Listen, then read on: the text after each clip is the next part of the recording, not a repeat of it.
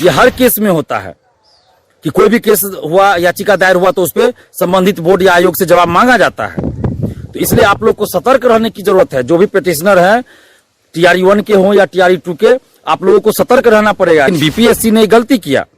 TRE 1 के समय भी हमने कहा था कि एक अभ्यर्थी का एक ही जगह रिजल्ट होना चाहिए और जितने सीटों पर वैकेंसी निकली है उन सभी सीटों पर अंतिम रूप से चयनित अभ्यर्थियों की सूची BPSC को जारी करना चाहिए। ये जो सरकार ने हड़बड़ी दिखाई कि जल्दी जल्दी TRE 1 TRE 2 जल्दी जल्दी करना है, और BPSC ने भी सरकार के कहने पे जो सरकार कहती गई करती गई, तो उसका खामियाजा आज हजारों अभ्यर्थियों को भुगतना पड़ रहा है कि सब कुछ रहते हुए, योग्यता रहते हुए उनको नौकरी नहीं मिली। TRE 1 के सप्लीमेंट्री रिजल्ट को लेकर पटना हाईकोर्ट में जो केस चल रहा था, उस सिलसिले में पटना हाईकोर्ट ने कल BPSC से जवाब मांगा है।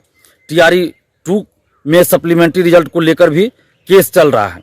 यानी TRE 1 में जो सप्लीमेंट्री रिजल्ट कुछ दिया गया था, लेकिन सभी सीटों पे सप्लीमेंट्री रिजल्ट नहीं दिया गया था। जो खाली रह गई थी, जितने भी सीटें खाली थी, उन सभी पे सप्लीमेंट्री रिजल्ट आना था, लेकिन कुछ सीटों पे दे दिया गया और बाकी सीटें खाली रख दी गई TRE 1 में। TRE 2 में शिक्षा विभाग के तहत कोई भी सप्लीमेंट्री रिजल्ट नहीं दिया गया। यानी TRE 1 और TRE 2 में हजारों पद खाली हैं और सप्लीमेंट्री रिजल्ट की मांग अभ्यर्थी कर रहे हैं, TRE 1 में भी और TRE 2 में भी, और दोनों का केस चल रहा है।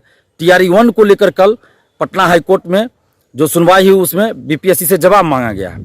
तो इस सिलसिले में हम आप लोग को ये बताना चाहते हैं कि कोई भी जब याचिका दायर होती है पटना हाईकोर्ट में या किसी भी हाईकोर्ट में, ऐसे मुद्दों पे केस होता है, तो जो संबंधित आयोग होता है, बोर्ड होता है या सरकार होती है, उससे पटना हाईकोर्ट हो या कोई भी राज्य का हाईकोर्ट हो या सुप्रीम कोर्ट हो, तो जवाब मांगती है। 2 सप्ताह में, 4 सप्ताह में, 6 सप्ताह में वो जवाब मांगा जाता है कि इस पे आप अपना जवाब प्रस्तुत कीजिए। अब BPSC से TRE 1 के सप्लीमेंट्री रिजल्ट को लेकर पटना हाईकोर्ट ने जवाब मांगा है। अब BPSC क्या जवाब देती है, तो उसको आप लोग को देखना होगा। जो भी इसमें पिटिशनर हैं, जो पिटिशनर के एडवोकेट हैं, तो जो पिटिशनर हैं आप लोग, उनको कम से कम इस चीज को ध्यान रखना होगा कि BPSC क्या जवाब देती है। उसके एक एक वर्ड का आपको अध्ययन करना पड़ेगा और फिर उसका जवाब आपके एडवोकेट को पटना हाईकोर्ट में रखना पड़ेगा, तब जाकर आप केस जीतिएगा। तो ये जो पटना हाईकोर्ट ने कल जवाब मांगा, ये सामान्य प्रक्रिया है। ये हर केस में होता है कि कोई भी केस हुआ, याचिका दायर हुआ, तो उस पर संबंधित बोर्ड या आयोग से जवाब मांगा जाता है। तो इसलिए आप लोग को सतर्क रहने की जरूरत है। जो भी पिटिशनर है, TRE 1 के हों या TRE 2 के, आप लोगों को सतर्क रहना पड़ेगा कि BPSC से जो जवाब पटना हाईकोर्ट मांगी है या TRE 2 में मांगा ही जाएगा। TRE 2 में भी जब केस चलेगा तो TRE 2 में भी यही होगा कि 4 सप्ताह या 3 सप्ताह या 6 सप्ताह के अंदर BPSC को जवाब देना होगा। तो BPSC क्या जवाब देती है, उसका आप लोग को एक एक वर्ड का अध्ययन करना होगा, फिर उसमें खामी निकालना पड़ेगा और उसका जवाब आप लोगों के जो वकील होंगे उनको देना होगा। उसके बाद फिर पटना हाईकोर्ट का डिसीजन आता है। तो ये सामान्य प्रक्रिया ऐसे ही चलती है। और TRE 1 TRE 2 में तो सभी सीटों पर रिक्तियां जो आई थी, जितने सीटों पे, उतने पे बहाली पूरी होनी चाहिए। कोई भी वैकेंसी में ऐसा होता है, चाहे दरोगा, सिपाही हो, BPSC सिविल सेवा या कोई भी हो, जितने सीटों के लिए रिक्तियां भेजी जाती है संबंधित बोर्ड को, आयोग को, उतने सीटों पे बहाली पूरा करके अंतिम रूप से चयनित अभ्यर्थियों की सूची भेजी जाती है। लेकिन BPSC ने गलती किया। TRE 1 के समय भी हमने कहा था कि एक अभ्यर्थी का एक ही जगह रिजल्ट होना चाहिए और जितने सीटों पे वैकेंसी निकली है उन सभी सीटों पर अंतिम रूप से चयनित अभ्यर्थियों की सूची BPSC को जारी करना चाहिए।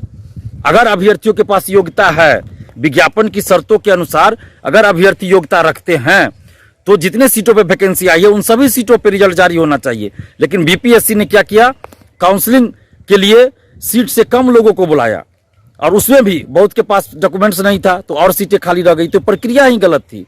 ये जो सरकार ने हड़बड़ी दिखाई कि जल्दी जल्दी TRE 1 TRE 2 जल्दी जल्दी करना है, और BPSC ने भी सरकार के कहने पे जो सरकार कहती गई करती गई, तो उसका खामियाजा आज हजारों अभ्यर्थियों को भुगतना पड़ रहा है कि सब कुछ रहते हुए, योग्यता रहते हुए उनको नौकरी नहीं मिली। कट ऑफ के बराबर है फिर भी नौकरी नहीं मिली। तो ये तो बहुत बड़ा अन्याय है। TRE 1 और TRE 2 में, दोनों में मैं कह रहा हूं कि जितने पदों पे वैकेंसी निकली थी उतने पदों पे बहाली पूरी होनी चाहिए अगर अभ्यर्थी योग्यता रखते हैं। तो अभी भी जितनी सीटें खाली हैं उन सभी पे सप्लीमेंट्री रिजल्ट TRE 1 का भी और TRE 2 का भी सरकार को जारी करना चाहिए। अगर सरकार ऐसा नहीं करते, पटना हाईकोर्ट में केस चल रहा है, ये अलग बात है, लेकिन सरकार अगर सप्लीमेंट्री रिजल्ट जारी कर दे तो अभ्यर्थी को शौक नहीं होता है केस लड़ने का। ये तो मजबूरी में अभ्यर्थी कोर्ट गए हैं।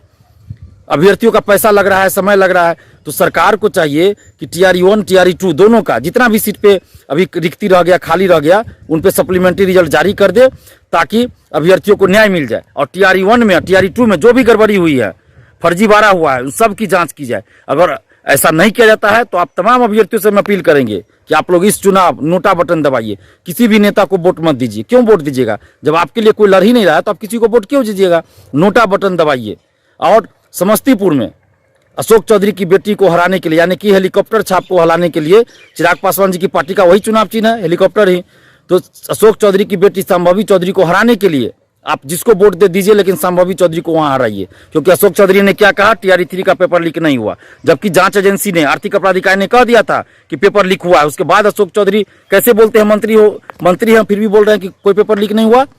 तो यह लाखों अभ्यर्थियों के साथ अन्याय हुआ है।